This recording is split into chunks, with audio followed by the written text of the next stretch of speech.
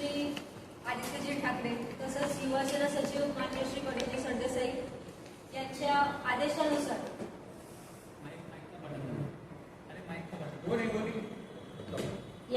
आदेशानुसार आज Yuvasena core committee सदस्य माननीय श्री हर्षदादा काकडे आमच्यासोबत आहेत, आमचे वरिष्ठ आमच्यासोबत आहेत. त्याचबरोबर विद्यापीठ प्रतिनिधी नागपूर राष्ट्रसंत तुकडोजी महाराज नागपूर विद्यापीठ युवासेना प्रतिनिधी म्हणून दिनेश ढोटे आपल्या बरोबर आहेत. त्याचबरोबर विस्तारक म्हणून संदीपदादा रियाल पटेल, त्यासोबत पंकज अहिरजी नागपूरचे आमचे युवासेनांचे प्रमुख पदाधिकारी आहेत आणि त्यासोबतच कौशिकदादा येल्ले देखील इथे उपस्थित आहेत. कौशिक येल्ले आणि अहिरराव काय म्हटलं? प्रवीण अहिरराव. प्रवीण अहिरराव. खरं तर आजचा मुद्दा हा युवासेनेने पत्रकार परिषद बोलली तर युवकांसाठी आहे. विषय राष्ट्रसंत तुकडोजी महाराज नागपूर विद्यापीठ इथला आहे. गेल्या काही दिवसांपैकी आपल्या सगळ्यांना माहीत असेल की नागपूर विद्यापीठाने विश्वविक्रम म्हणून कार्यक्रमाला संबोधले होते. तिथे बरेच पत्रकार देखील उपस्थित होते. आम्हाला कार्यक्रमाशी काहीही तक्रार नाही आहे.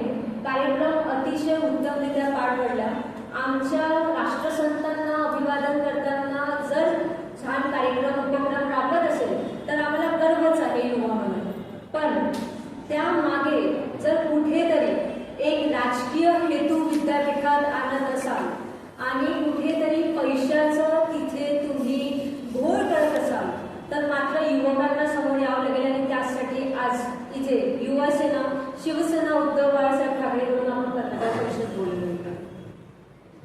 सर्वप्रथम मुद्दा हा आहे की नागपूर विद्यापीठाने गेल्या काही दिवसांपूर्वी नागपूरमध्ये सांगितलं होतं युनिव्हर्सिटीला की आपण राष्ट्रसंत तुकडोजी महाराजांच्या स्मृती दिनानिमित्त त्यांना अभिवादन करण्यासाठी आपण तिथे एक कार्यक्रम ठेवूया. तो होता समूह गीत गायनाचा कार्यक्रम. आता जेव्हा समूह गीत गायन आपण म्हणतो त्याचा अर्थ हा असतो की सर्व युवकांनी युवतींनी एका ठिकाणी येऊन तिथे समूह गीत गायन करायचं, त्याला समूह गीत गायन म्हणतात. पण विद्यापीठाने ऑनलाईन डिजिटल मोडद्वारे तिथे व्हिडिओज बोलवले सर्वप्रथम. तर त्या व्हिडिओजला त्यांनी गिनीज बुक ऑफ रेकॉर्डमध्ये जेव्हा डेटा दिला तर ते व्हिडिओज दिलं. तर खरंच व्हिडिओला आपण समूह गीत गायनमध्ये कन्सिडर करू शकतो का, हा पहिला प्रश्न विद्यापीठाला आहे.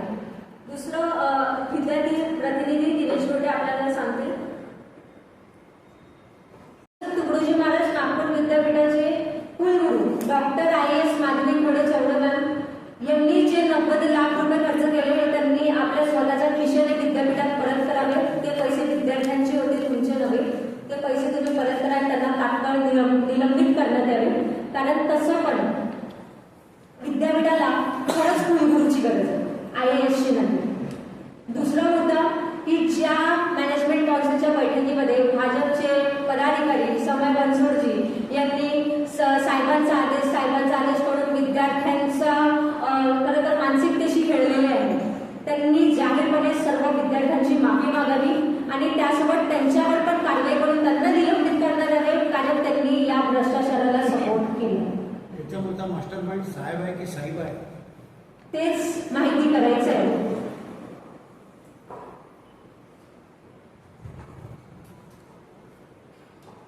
तर आमचा असा एक आरोप आहे, भारतीय जनता पक्ष हा युनिव्हर्सिटी चालवतो की युनिव्हर्सिटी कुलगुरू चालवतात. कारण की याच्यापूर्वी जेवढे इव्हेंट झाले त्या इव्हेंटमध्ये भारतीय जनता पक्षाचा लोकांना इन्व्हाइट केलं जातं.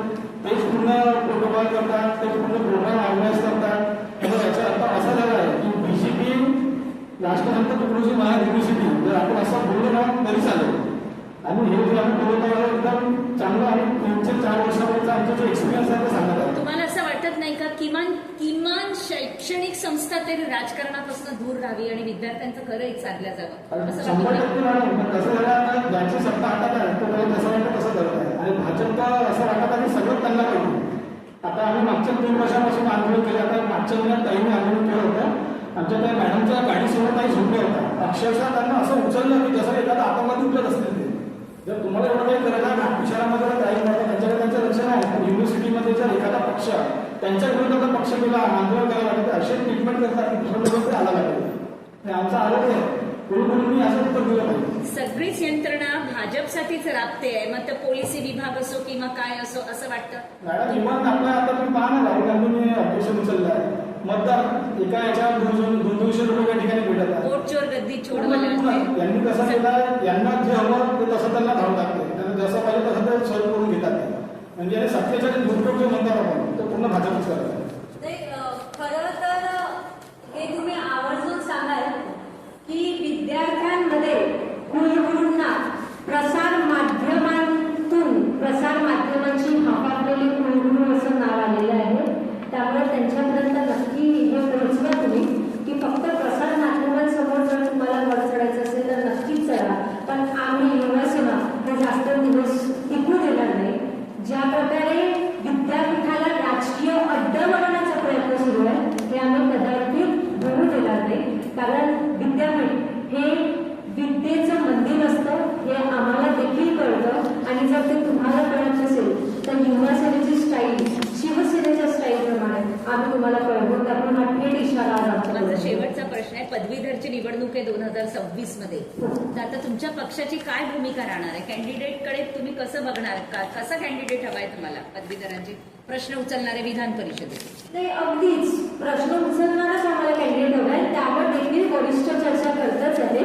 आणि अगदी चांगलं उत्तम आणि विद्यार्थ्यांना समोर घेऊन जाणारा जर प्रतिनिधी भेटत असेल तर नक्कीच युवासेना त्याला पाठिंबा देईल.